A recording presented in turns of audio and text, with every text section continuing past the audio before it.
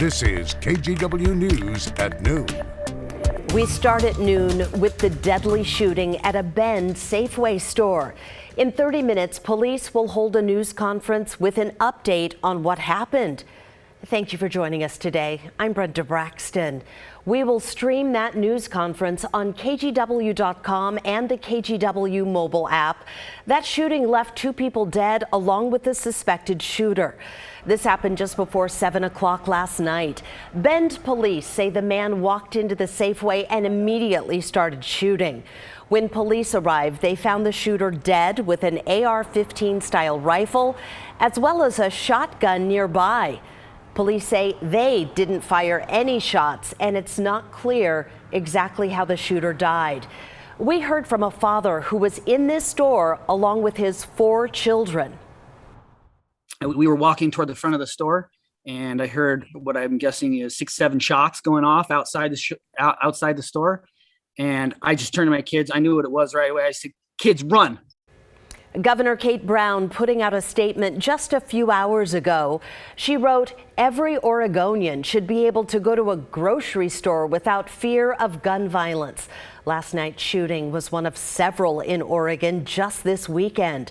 The families of these victims will forever be impacted by these senseless acts. All Oregonians deserve to be safe from gun violence. Of course, we will stay on top of this story all day long. Mike Benner is heading to Central Oregon. He will have live updates on the news at 4 and 5. Well, the gun violence the governor mentioned also played out in Portland. In the last hour, Portland police gave us an update. 3 people died and 9 people were hurt in 10 different shootings since Saturday. One of them happened in the Centennial neighborhood on Southeast 148th, just south of Stark Street. Police say they found a man dead around 9:30 last night. They haven't released any information about the victim or the shooter. In the meantime, in North Portland, someone was shot on North Expo Road right next to Portland International Raceway. This happened just before 11 o'clock last night. Police think there may be a second gunshot victim, but haven't released any other information. And the third shooting was in the Hazelwood neighborhood at 122nd and Burnside. Police say a man and woman were shot and both of them went to the hospital. So far, no arrests have been made.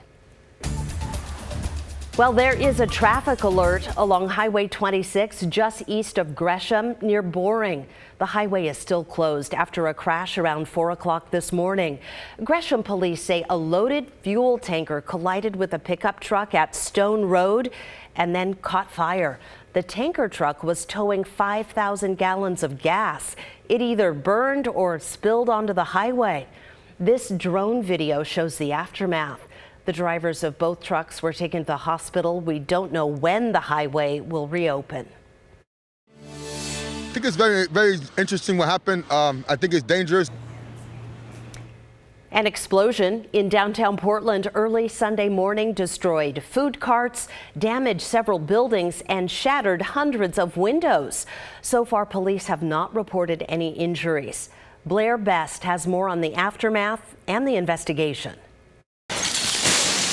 Broken glass and debris cover many of the sidewalks in southwest Portland Sunday morning. You can see many buildings, high up windows that released like sheets of glass. Broken windows all over the neighborhood. Crews spend hours cleaning up the damage. Portland Fire estimates about 300 windows were shattered from the blast, which happened at 3:40 Sunday morning. When police arrived, they found an explosion in the 5th Avenue food cart pod. I think it's absolutely crazy and wild. Donald Johnson lives right behind the food carts. I'm a veteran with really bad PTSD, so it popped me up quicker than anything. And we heard this explosion, and so I called down the front desk and said, "Was it an earthquake?" And they had no idea what it was. I just saw it. I think it's ruined. This woman works in her son's food truck, which was destroyed by the explosion. This morning, we got a call from the FBI. Between 3 and 5, there's nobody here. We left at 11:30 and everything was fine. And it happened between 3 and 5, and there's nobody here. It's not open, so something had to have happened. Portland fire investigators say there is no indication of explosive devices, and it's being investigated as a fuel gas explosion from something like propane. These food trucks are really famous, these people that work in these food trucks, and I always eat here every night. It's so sad. I opened one month. Yeah. This woman owns a Thai food truck 3 doors down from where it happened. She and her family came to check on her cart after learning about the explosion on Facebook. It's so sad. My food car, Thai food. So far, police say no one was hurt. Very thankful. I mean, that could have been awful. And I'm just glad nobody got hurt because all the activity here. A little bit of a downtown angel going on maybe in this area. Blair Best, KGW News. Let's head back to the Weather Center now for a look at your forecast. Chris McGinnis is in for Rod. And Chris, you're cranking up the heat this week. Again. So Brenda, did you know that we have hit 90 or better at PDX so far 23 times this year? And the graphic behind me shows where we are as we start to work our way into some rare air. Today we'll make day 24. Tomorrow we'll make day 25. And Wednesday we'll likely make day 26. So you get the idea.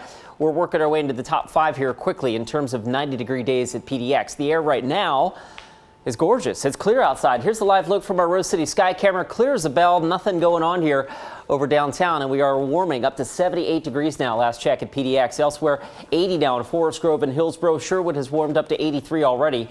And as we slip south into the Willamette Valley, Salem and Kaiser both checking in with 78 degrees at the lunch hour. All right, here's the plan for the rest of the day.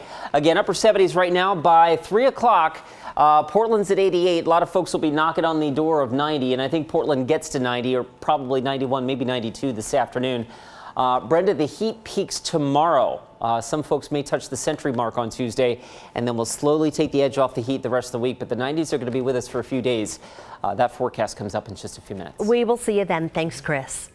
Disappointment today in Cape Canaveral after NASA canceled the launch of the Artemis rocket. This was an unmanned test flight to the moon. First, lightning near the launch pad delayed fueling the rocket. Then NASA discovered an issue with 2 of the engines. This is just part of the space business, and it's part of particularly a test flight. We are stressing and testing this rocket and the spacecraft in a way that you would never do it with the human crew on board. That's the purpose of a test flight. The next launch attempt will take place Friday at the earliest.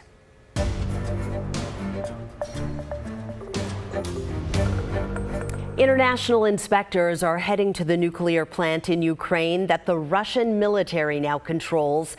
There is growing alarm about a potential radiation disaster. Here's NBC's Megan Fitzgerald.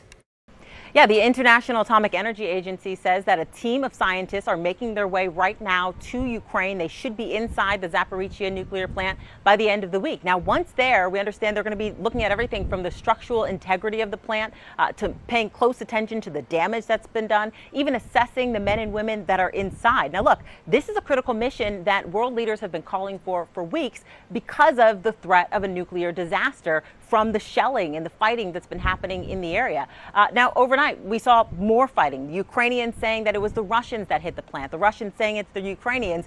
Meanwhile, the Ukrainians saying that they're not taking any chances. They have already disseminated to people in the area these iodine pills for a worst case scenario. They tell us that they're actively monitoring the levels in the area. Right now, this is just a preventative measure, but if levels are to rise, if there is to be a leak at that facility, they of course will then encourage these people to take those pills.